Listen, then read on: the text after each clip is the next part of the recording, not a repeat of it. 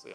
그 가사를 잠깐 소개해드리면 어떻게 나와 있냐면, 그래서 감사, 그래도 감사, 그러나 감사, 그러므로 감사, 그렇지만 감사, 그럼에도 감사, 그러니까 감사, 아주 그냥 감사, 그리 하실지라도 감사, 그리 아니하실지라도 감사, 그럼에도 불구하고 감사, 이래도 감사, 저래도 감사, 매일매일 감사, 항상 감사, 쉬지 말고 감사, 범사에 감사, 감사, 감사, 감사.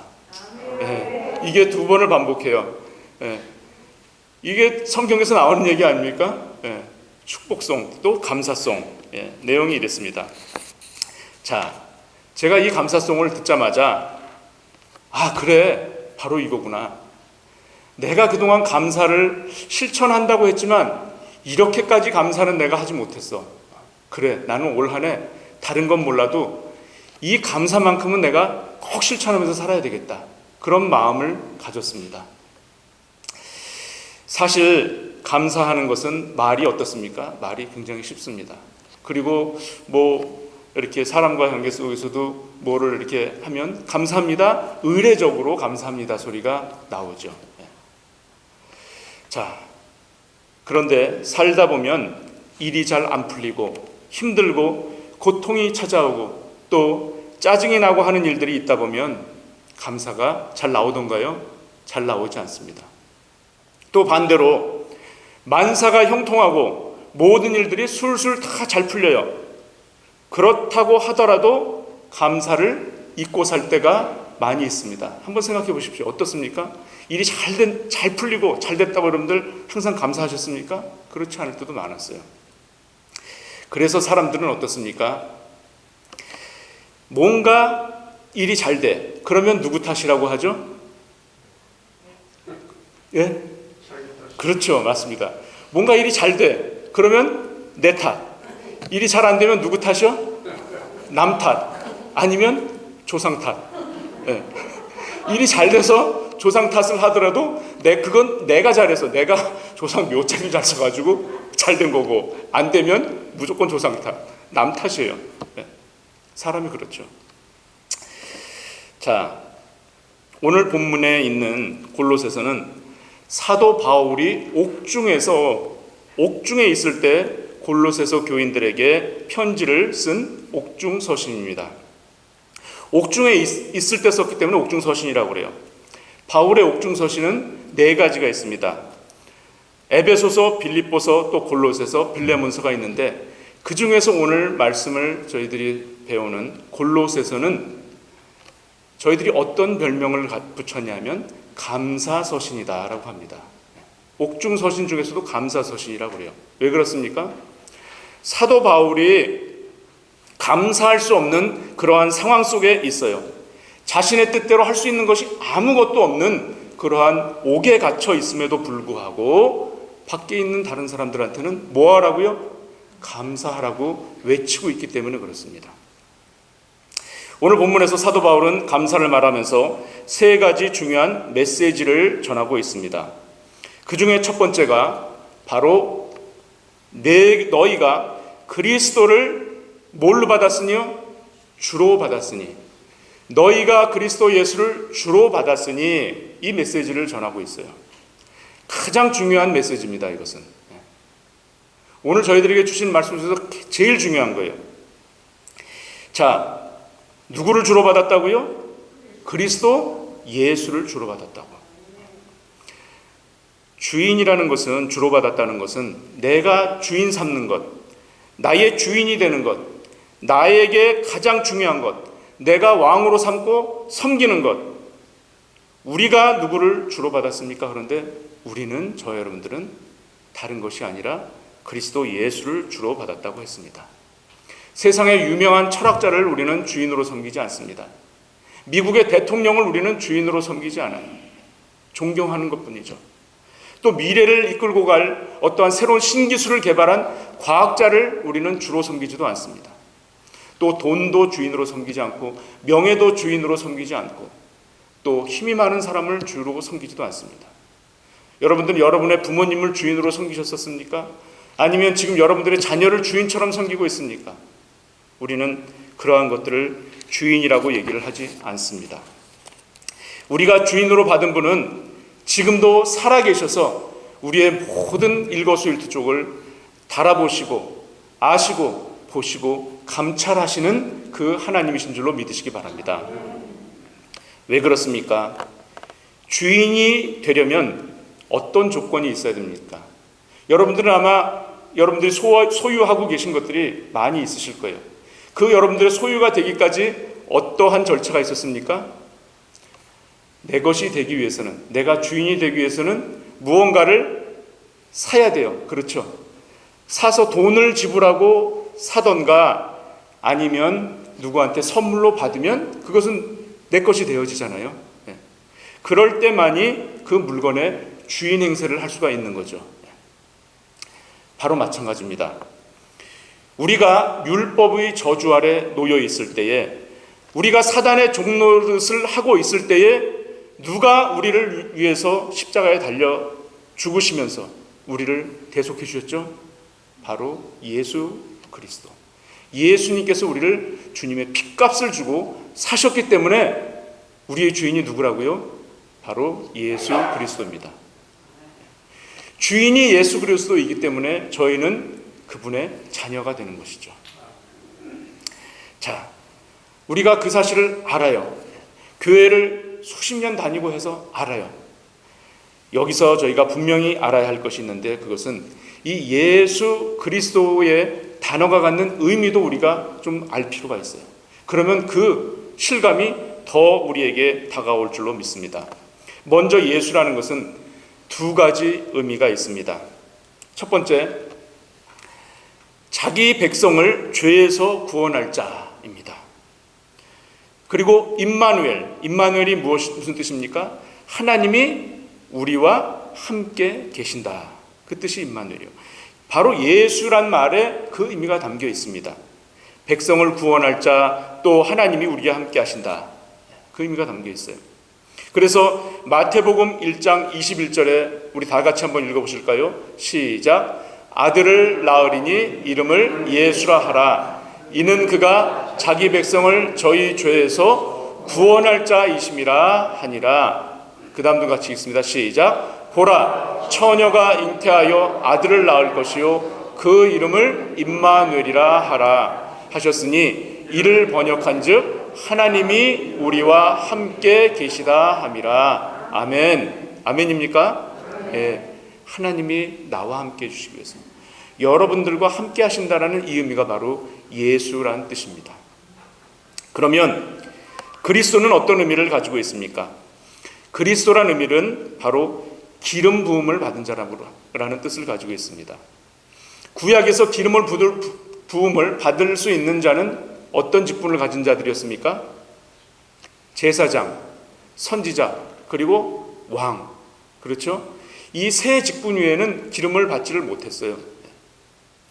그런데 바로 이 구약에서 예언한 메시아가 바로 누구냐? 바로 예수 그리스도가 메시아로 구약에서 미리 예견돼 있었지 않습니까? 자, 히브리 말로 이 그리스도는 바로 메시아고, 그 다음에 헬라 말로 그리스도입니다.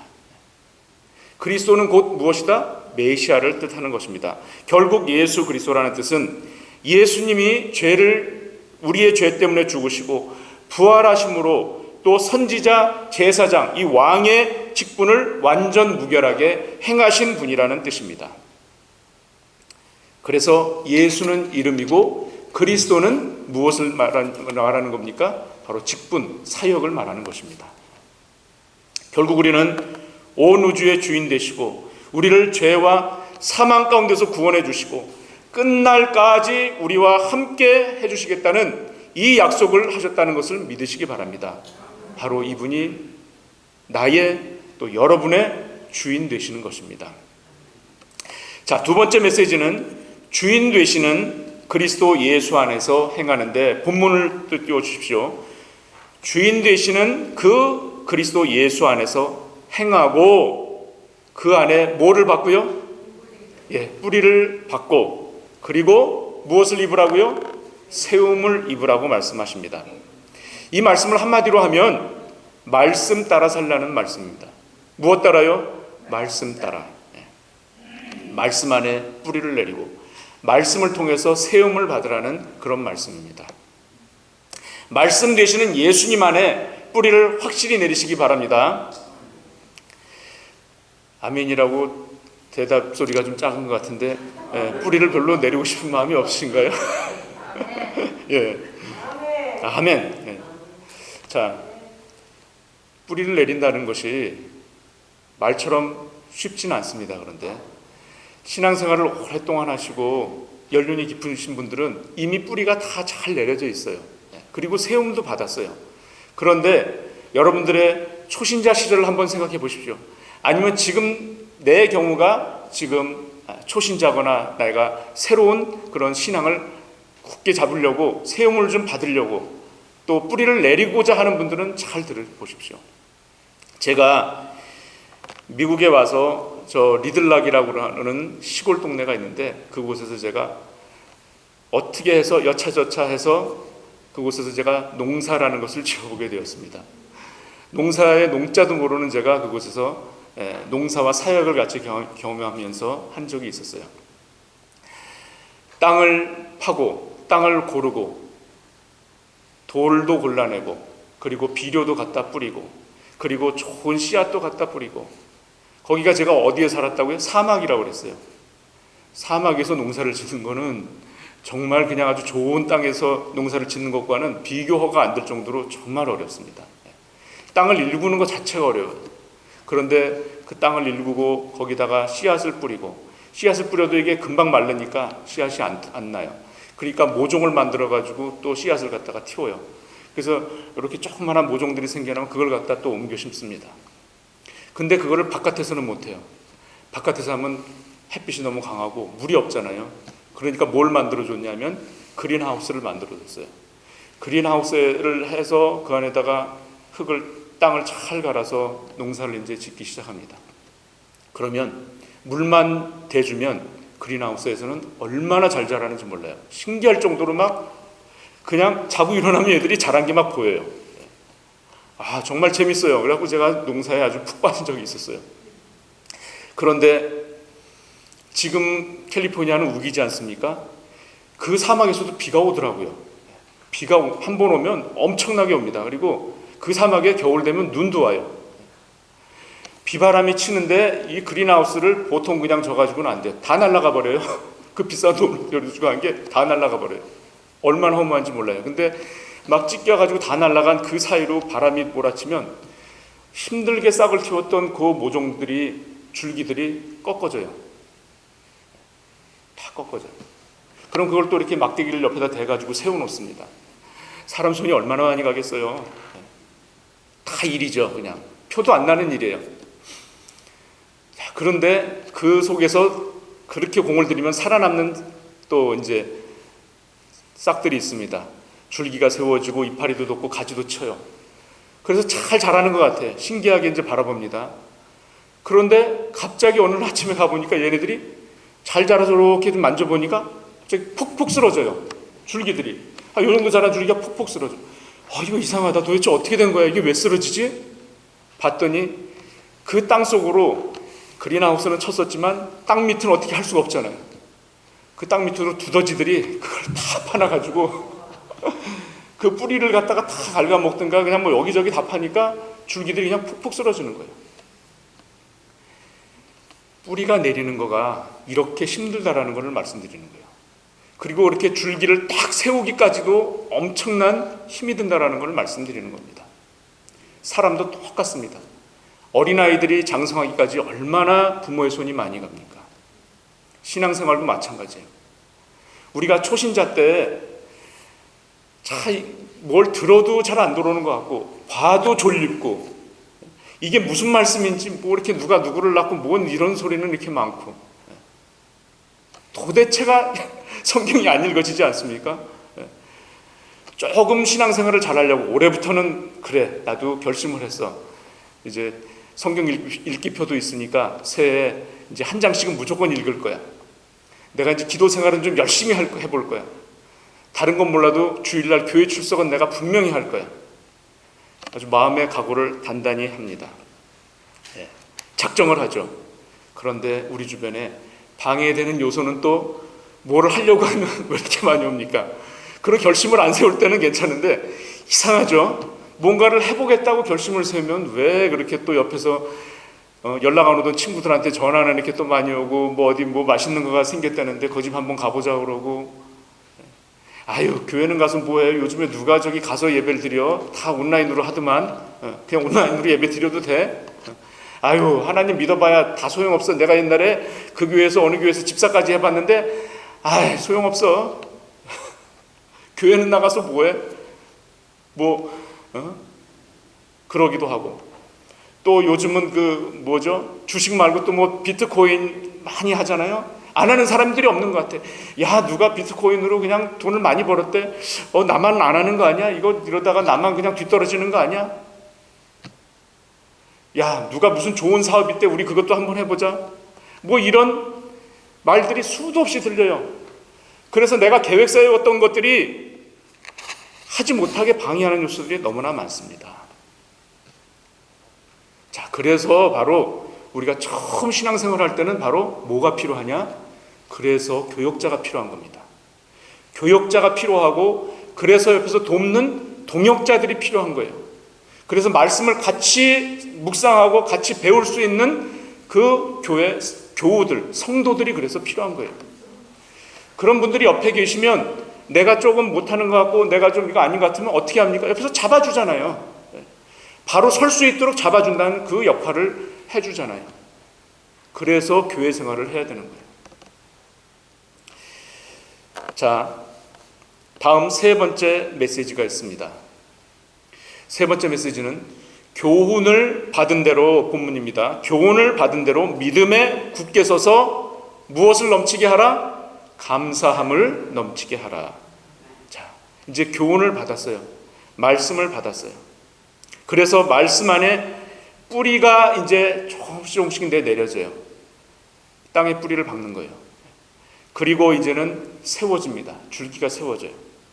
이제 교훈을 받은 대로 주님께서 나에게 깨닫게 해주시는 말씀을 이제 받았으면 그 말씀대로 흔들리지 말아야 돼요. 그 말씀이에요. 흔들리지 말고 굳게 서라는 말씀이에요. 누가 옆에서 하나님이 필요 없어, 그깟 교회 나가봐야 뭐해? 뭐 이런 얘기들을 아무리 하더라도 아니야.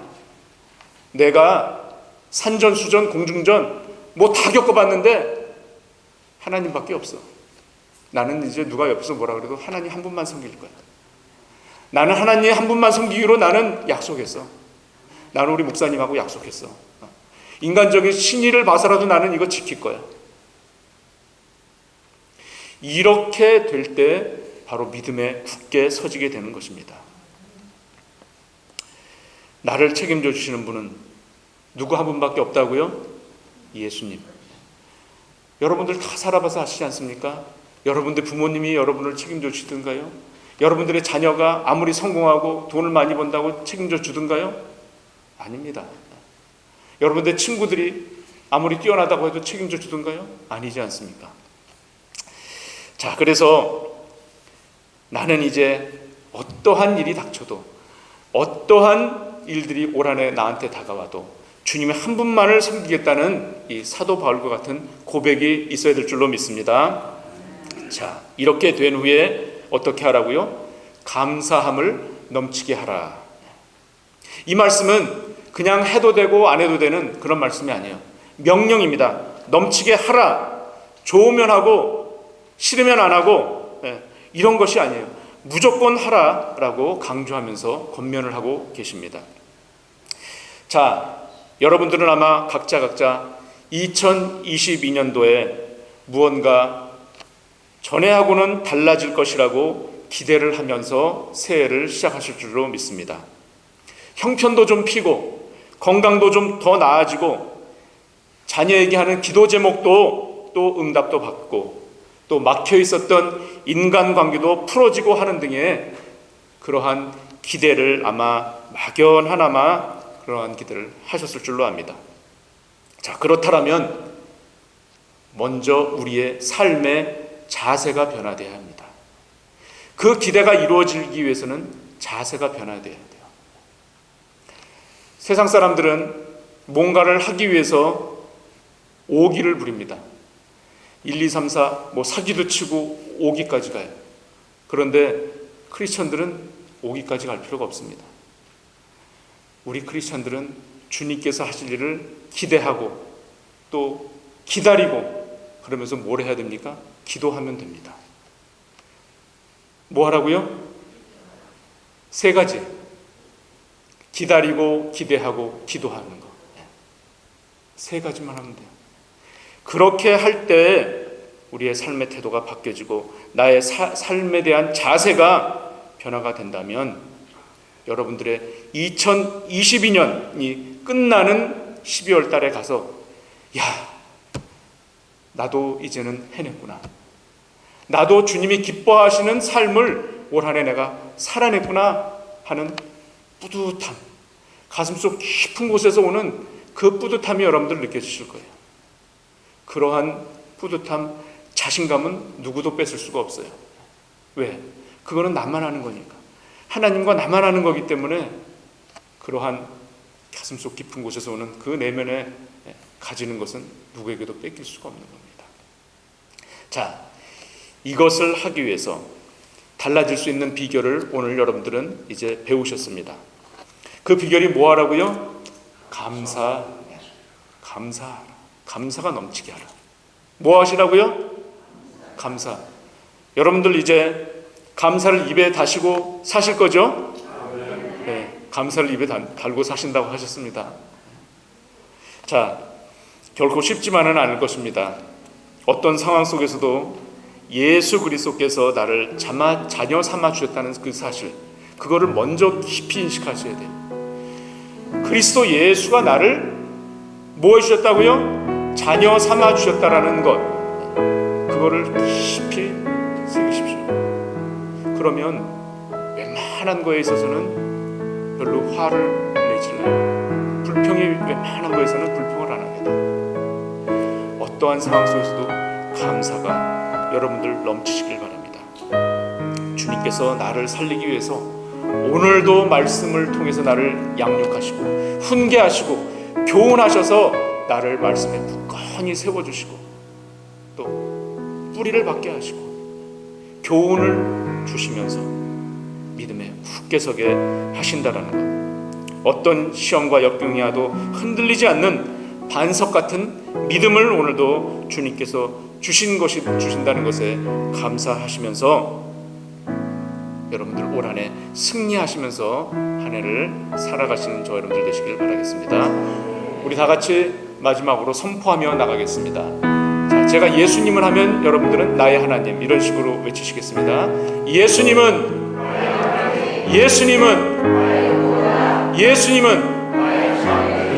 아멘. 기도하십니다.